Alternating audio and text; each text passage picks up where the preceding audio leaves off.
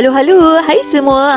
Dah bosan ke nak makan nasi? Apa kata jom kita cuba menu ayam bakar sihat. Menu dia simple tapi sangat sedap. Okey, so kalau boleh korang prep je banyak-banyak supaya bila korang nak makan, korang tinggal bakar je lah. Ayam tu cocok-cocok sikit supaya senang dia nak meresap ke dalam ayam tu. Make sure korang guna ayam bahagian dada untuk diet. Okey, guna sos ni memang sedap, sumpah sedap gila. Taburkan sikit black pepper, and kalau nak pedas letak serbuk cili, gaul-gaul, and then prep semalam. Prep je banyak-banyak, senang. Bila nak makan tinggal nak bakar je. Okey, kalau nak kuku cantik, jangan lupa grab promo Inai Kuku Aira Beauty. Kalau korang nak diet, korang just grill dengan olive oil. Tapi kalau korang nak sedap, guna je butter. Bagi mengelakkan tengah-tengah tu tak masak, korang belah lah ayam tu, barulah dia masak sekata, elok je luar dan dalam. Lepas ayam dah masak, korang angkat, korang jangan bersihkan kuali. Apa kata korang tumis hirisan bawang besar kat dalam kuali tu sampai dia layu. Perapan ayam tadi tu Aira curahkan juga, and then Aira tambahkan air, and then sos barbecue tu sikit lagi supaya adalah flavor sikit kan. Kita ni konon-konon lah nak diet tapi nak sedap juga kan, so letaklah sikit, janganlah banyak. Kalau tak jadilah diet korang. And then makanlah dengan salad. Selamat mencuba.